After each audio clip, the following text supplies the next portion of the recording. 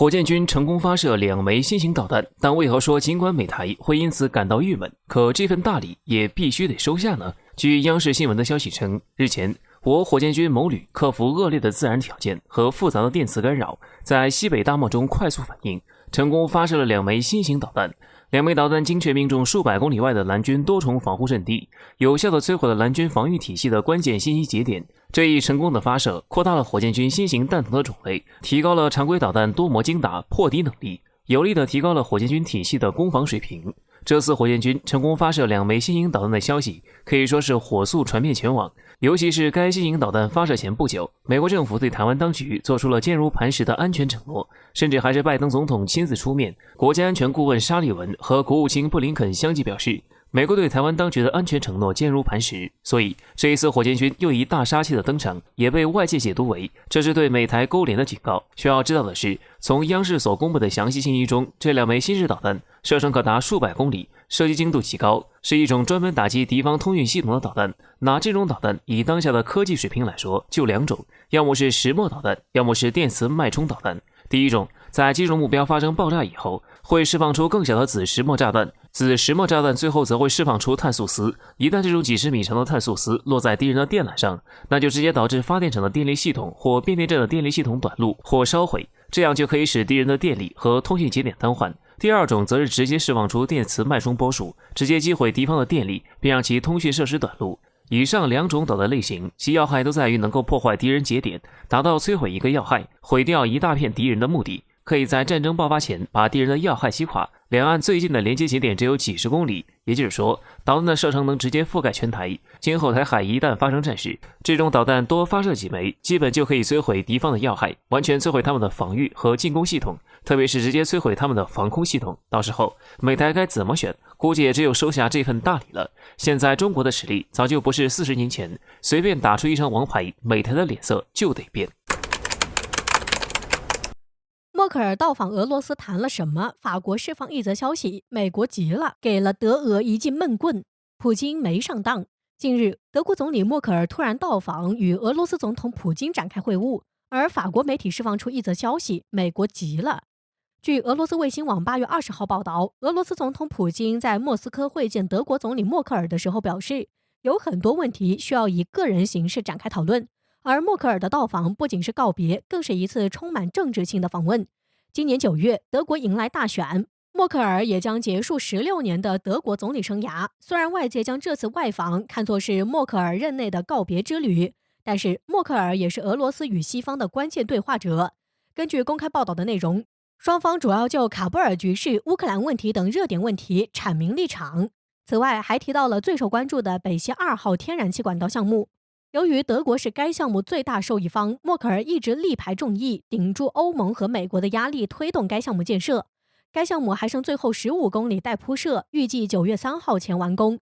外界猜测，这次默克尔到访就是为了展开协调，确保该项目能够尽快落地。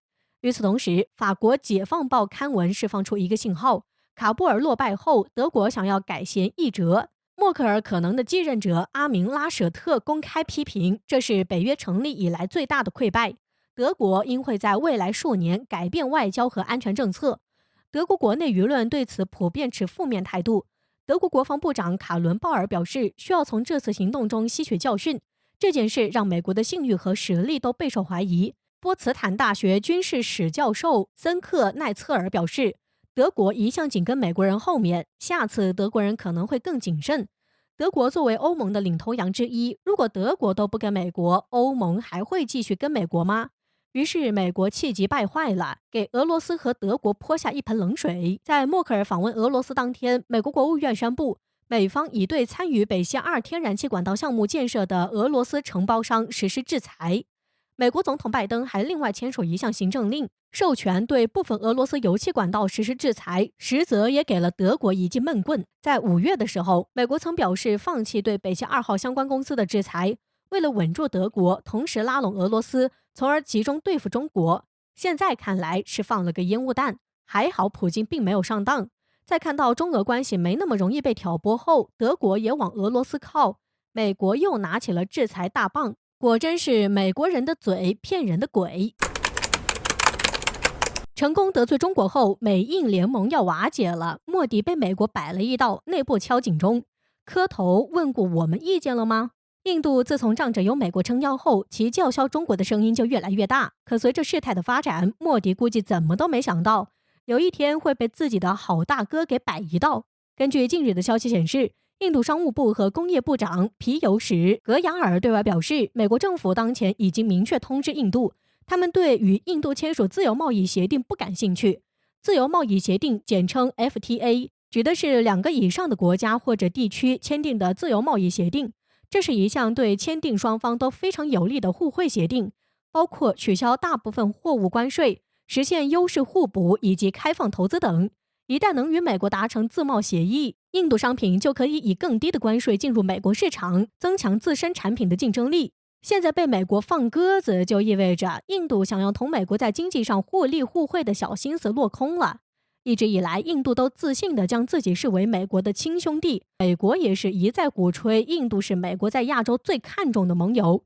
可哪知道，就连印度非常关心的美印自由贸易协定，拜登都不感兴趣。值得一提，此前印度为了向美国示好，甚至退出了 RCEP 协议，一度让印度瞬间失去15个国家的统一市场，尤其是失去了中国这个庞大市场。结果现在得罪了中国不说，拜登这态度难道是要瓦解美印联盟？事实上，看不清的只有印度自己。美国本就是个自私自利的国家，此前拉拢印度不过是看中了该国的特殊地理位置以及综合实力。说白了，联印抗华才是美国的目的。印度不过是一颗棋子，有利用价值的时候自然是块宝，可要是没了利用价值，随时都能被抛弃。现在拜登拒绝与印度签署自由贸易协议，无非是觉得美国在这方面占不到便宜，反而会让印度占了自己的便宜。一个整天把自己利益优先挂在嘴边的人，又怎么会让其他人占到自己的便宜？所以印度会有这么一天，外界并不意外。只是拜登突然投这么一个王炸，很多人开始猜测，莫迪怕是要想中国了。印度折腾来折腾去，把中国市场作没了，这一下后悔死了。不过转眼一想，印度是否会向中国磕头还不准，毕竟这个国家也不是个轻易会低头的。现在被拜登摆了一道，内部必然已经炸开锅。但是就算印度要磕头，如我国人所言，问过我们意见了吗？我国内部早已敲响警钟，印度能站在美国阵营与中国作对，难保以后不会。况且印度这个国家疯起来谁都咬，根本不值得相信。因此我们当个玩笑娱乐一番就好。军舰轰炸机直逼美韩，中俄这是打算打响第一枪了，大礼已备好。中俄携手发出最后的警告，拜登担忧的是会要发生。美韩联合指挥所演习于8月16号开始，在当前国际形势紧张、疫情情况不断恶化的背景下，美韩执意推进举行军事演练，其中原因很可能不简单。今年以来，美国为了限制我国和俄罗斯，加大力度与中俄作对，尤其是拜登的上台。美国组建了一支军事联盟，其目的就是用打组合拳的方式围追堵截中国和俄罗斯。美国在亚太地区的军事部署正在不断加强，频繁派出军舰在该地区打着自由航行的幌子进行挑衅，还和亚太地区的多个国家进行了峰会，旨在加强军事合作。光是近期，美国就出动了10几艘军舰和军机，与印度展开大规模军事演习，还参加了澳大利亚主办的相关军事演习。一系列举动，如果说不是冲着中国来的，想必没有人会相信。有趣的是，就在美韩军事演习之际，中国和俄罗斯对此做出了强烈反应。根据日本防卫省统合幕僚监部的消息显示，日本自卫队在对马岛西南约130公里的海域上发现了一艘中国小型军舰，当时这艘军舰位于韩国和日本之间的水域。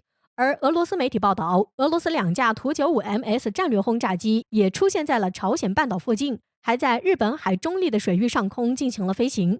中方对此并未给出相应的解释，但是俄罗斯国防部却表示，此次轰炸机的飞行是事先就安排好的，同时强调轰炸机是在国际空域允许的范围内飞行的。从这个角度来看，难道中俄此次行动与美韩联合军事演习有关联？美国接连向中俄发起挑衅，中国就算有足够的忍耐，也早已经耗完。至于俄罗斯，该国本就是一个非常强硬的国家，普京更是有仇必报的。美国无视警告，叫嚣俄罗斯，怎么可能没有任何反应？据悉，俄罗斯这次出动最多的战机是图95MS以及苏35战机，当时甚至在附近海域飞行了长达9个小时。尤其是图 95MS 战略轰炸机，作为俄罗斯威慑和战术打击核心力量，实力可不容小觑，足以说明俄罗斯对此的重视程度。若俄罗斯这一次是故意而为之，那么中国是很可能与该国携手，给美韩备好了大礼。至于是否存在打响第一枪的目的，暂时并不肯定，但这绝对是对美国和北约军事挑衅集中回应，以及发出的最后一次军事警告。中俄类似这样的举动可以说是前所未有。若来真的，美韩跟中俄2v2能有多少的胜算，很多人心里都有数。拜登怕是要感觉到疼了。中俄联手向来是其最担忧的事。现在中俄军舰轰炸机同时逼近，美国无异于敲响丧钟。当然，所谓以其人之道还治其人之身，这是拜登自找的。